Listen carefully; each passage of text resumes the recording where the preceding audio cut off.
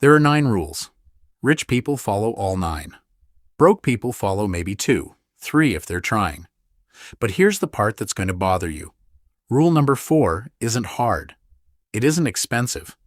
It takes 0 extra money to follow. And still, almost everyone breaks it. Not because they can't follow it. Because breaking it feels good in the moment. I'm Drek. And today, I'm not going to motivate you. I'm going to make you uncomfortable. Because the truth about money isn't inspiring. It's brutal. Stick around till the end, because Rule 4 is the one that's quietly draining your bank account right now, and you probably don't even know it's happening. Let's get one thing straight. This isn't a list of save more, spend less. Nonsense you've heard 1,000 times. These are the actual behavioral rules. The ones separating people who build wealth from people who just look like they have money. 9 rules. Let's start with the one that costs people the most without them realizing it. Rule number 1. Your lifestyle has a memory. Here's something nobody tells you about a raise. The moment your income goes up, your brain starts building a new normal. You got a raise last year? Your lifestyle remembers that number. It doesn't remember what you used to live on. It remembers what you could live on now. This is why so many people earning 6 figures still feel broke. Their lifestyle has a memory, and that memory keeps upgrading. A nicer apartment, a nicer car, food delivery 3 times a week instead of 1. None of it feels like a decision. It feels like just how life is now. Rich people break this pattern deliberately. When their income rises, their spending doesn't rise with it. At least, not at the same speed. The gap between what they earn and what they spend doesn't shrink. It grows. That gap is the entire game. Rule number 2. Price tags are not the real cost. You look at something and you see one number. The rich see 2. The first number is what it costs today. The second number is what that money would have become if it sat in the market for the next 20 years instead. A $700 impulse purchase doesn't cost $700. If that same $700 had gone into an index fund instead, given enough time and average market growth, it could have quietly turned into several thousand. Not because you did anything special, just because you didn't spend it. This is why wealthy people hesitate on things you wouldn't expect them to hesitate on. It's not that they can't afford it. It's that they've trained themselves to see the second number every single time.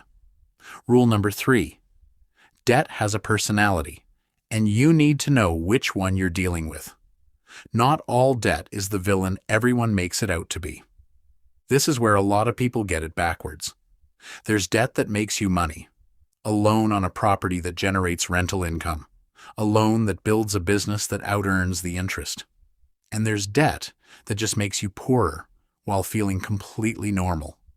Financing a car that loses value every single day. Credit card balances carried forward every month for things that were consumed weeks ago. The rule isn't avoid debt.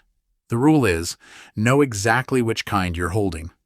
Rich people ask one question before taking on debt.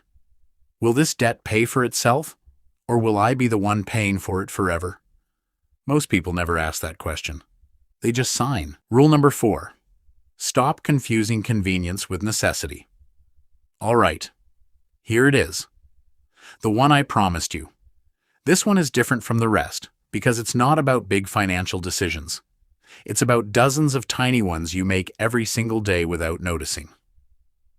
Think about the last time you paid for delivery, instead of cooking something you already had at home. Think about the subscription you forgot you had until you saw the charge. Think about the, I'll just grab this, it's easier moment at checkout. None of these choices feel like money decisions. They feel like convenience. And that's exactly the trap, because convenience never announces itself as spending. It disguises itself as saving time, saving effort, saving stress. Here's the brutal math nobody wants to hear. Those small convenience purchases, stacked over a single month, routinely add up to more than what many people put toward savings in that same month.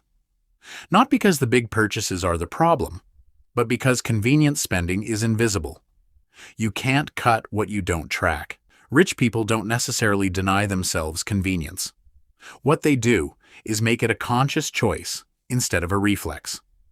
There's a difference between deciding, I'm ordering food tonight because I want to, and ordering because you didn't even register it as a decision.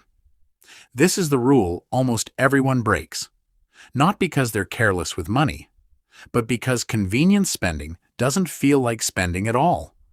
And that's exactly why it's the most dangerous rule on this list.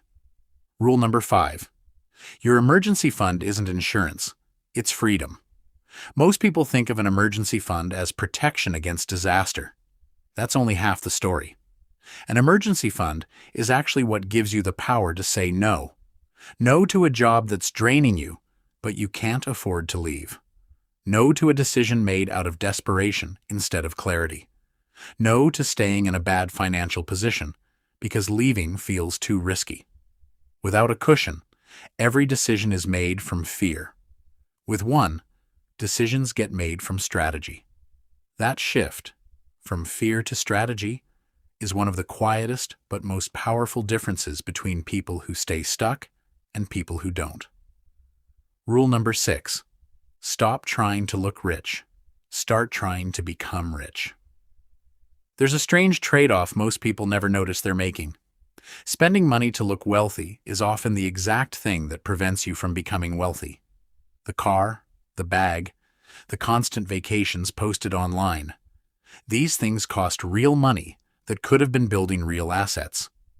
And the irony is, actual wealth is usually invisible. It's sitting quietly in accounts, in investments, in ownership, not on a dashboard or a wrist. Rich people, the ones who actually stay rich long-term, tend to underspend relative to what they could spend.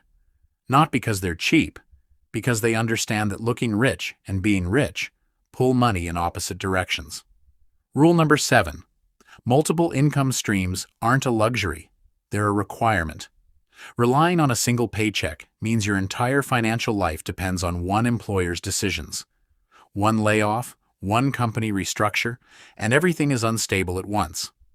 This is why financially secure people almost never stop at one income source. It might start small, a side skill turned into freelance income, dividends from investments, a small business run on weekends.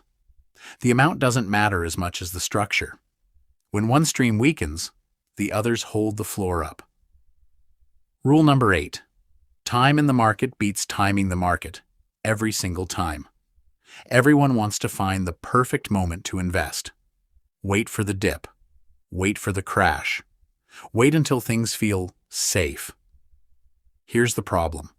That perfect moment almost never announces itself clearly, and by the time it feels safe, it's usually already too late. The people who build real wealth in the market aren't the ones who time it perfectly. They're the ones who just kept showing up consistently for years, regardless of what the headlines said that week. Consistency beats prediction. It's not exciting advice. It's just the one that actually works. Rule number 9. Every dollar needs a job. The final rule is the simplest and maybe the most overlooked. Money sitting idle isn't neutral. It's losing value every year to inflation while doing absolutely nothing for you. Every dollar should have a purpose. Growing in an investment, paying down debt that's costing you more than it's worth, building your emergency fund, or funding something that improves your future. Money without a job is money quietly shrinking. 9 rules. None of them require you to earn more money right now. They require you to see money differently than you have been. And if Rule 4 hit a little too close to home, that's the point. Awareness is the only thing that breaks the pattern. If this made you rethink even one habit, that's exactly what this channel is for. Subscribe if you want more of this. No fluff, no fake positivity, just the truth about money most people won't tell you. I'm Drek. I'll see you in the next one.